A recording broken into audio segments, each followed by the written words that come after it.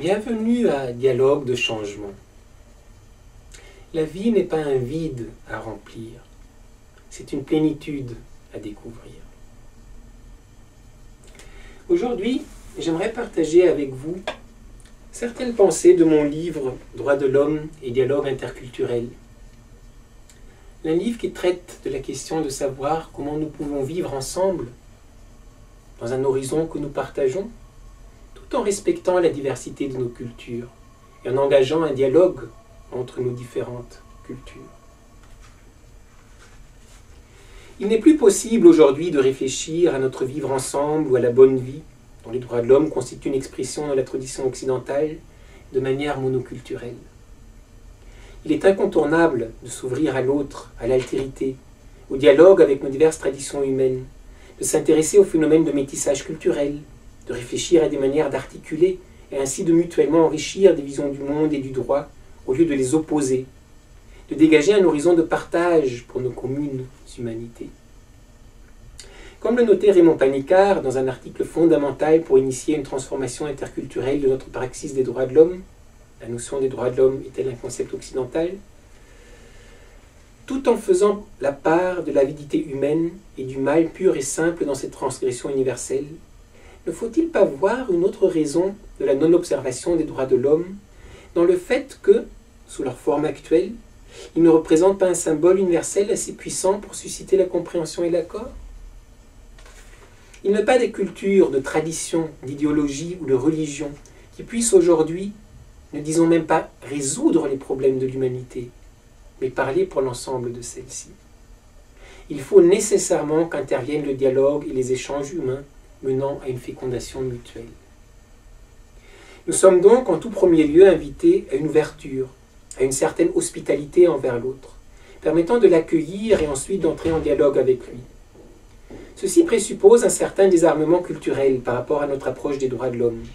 Nous ne pouvons les considérer a priori comme l'idéal universel et ultime à atteindre par tous les peuples, comme le cadre de référence non dépassable pour une vie digne, en fraternité et en paix. Nous devons accepter de nous ouvrir à d'autres manières de nouer ces problématiques et d'y répondre. Et pour cela, nous devons accepter le risque d'aller regarder là où ne nous éclairent pas forcément nos puissants projecteurs modernes. Ce qui implique aussi d'accepter le risque de faire confiance à l'autre, qui nous introduit dans ces nouveaux mondes, et qui, ce faisant, est notre hôte. Comme nous commençons à l'entreapercevoir, le risque est au rendez-vous. On ne saurait l'éviter.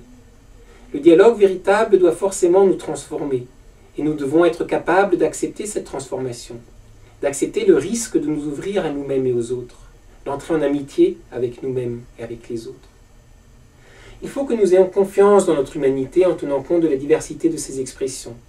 C'est peut-être là le cœur de l'interculturalisme et de toute démarche dialogale. D'autre part, nous devrons nous confronter au défi qu'on pourrait appeler le pragmatisme, celui de ne pas se contenter de penser les problématiques liées aux droits de l'homme à partir du global et des concepts, mais d'introduire dans notre réflexion et notre pratique des droits de l'homme les perspectives du local, de la base et les pratiques des acteurs. Si l'universalité théorique des droits de l'homme peut aujourd'hui sembler être remise en question face au défi de l'interculturel, il n'y a en revanche aucun doute quant à la non-réalisation effective des droits de l'homme sur notre planète, et donc quant à leur non-universalité pratique.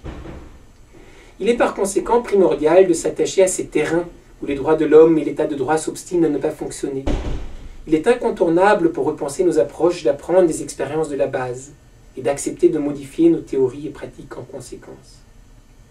En d'autres termes, et pour utiliser un langage plus familier dans les débats contemporains autour des droits de l'homme, nous pourrions reformuler notre problématique en posant qu'il s'agira de relever le double défi de dégager des voies permettant de sortir des dilemmes universalisme et relativisme et universalisme et particularisme.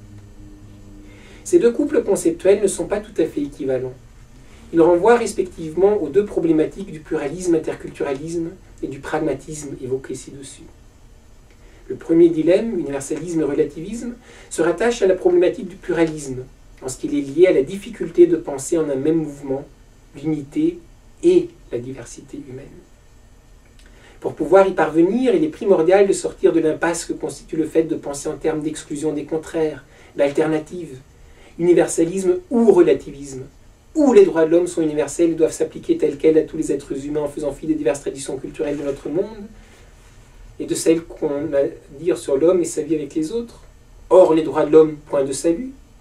Ou alors, ils ne le sont pas, et il n'y aurait alors aucun standard permettant à une culture donnée de porter un jugement sur les pratiques d'une autre culture, ce qui compromet l'idée même d'une humanité commune et d'une communauté humaine partagée. Pour trancher le nœud gordien de l'universalisme et du relativisme, il faut nous ouvrir à une démarche dialogale, condition sine qua non pour une approche interculturelle et pluraliste des droits de l'homme. Le second dilemme, universalisme et particularisme, est moins lié au problème de penser la diversité culturelle humaine, en même temps que l'unité de l'humanité, qu'au problème de penser l'articulation entre une théorie par nature globale, idéale et abstraite, et des pratiques par nature concrète, pragmatique et liées à des contextes spécifiques. C'est donc le défi d'une praxis des droits de l'homme qui se pose ici et qui oblige à réfléchir à des façons d'aborder le droit à travers ces pratiques. L'enjeu qui sous-tend ces défis est d'enrichir notre tradition des droits de l'homme à travers le dialogue interculturel, afin de leur permettre, dans le contexte contemporain, de renouer avec leur mission initiale, qui, outre la mission de protéger la dignité humaine, doit être lue comme une mission de paix. Comme nous l'avons déjà noté à propos de l'interculturalisme, le préalable de toute notre démarche est une ouverture à l'autre, qui doit forcément se traduire par un désarmement culturel, qu'on peut comprendre au plus simple par l'acceptation qu'il existe différentes manières d'entrer en relation avec le monde, et qu'on ne saurait poser a priori la supériorité de certaines d'entre elles sur d'autres.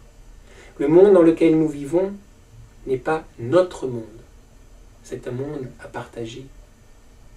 Cette intuition fondamentale devra se concrétiser dans notre approche des droits de l'homme et nous mènera vers un désarmement culturel permettant de proposer l'horizon d'une praxis interculturelle des droits de l'homme comme jus pactis, ou droit de paix.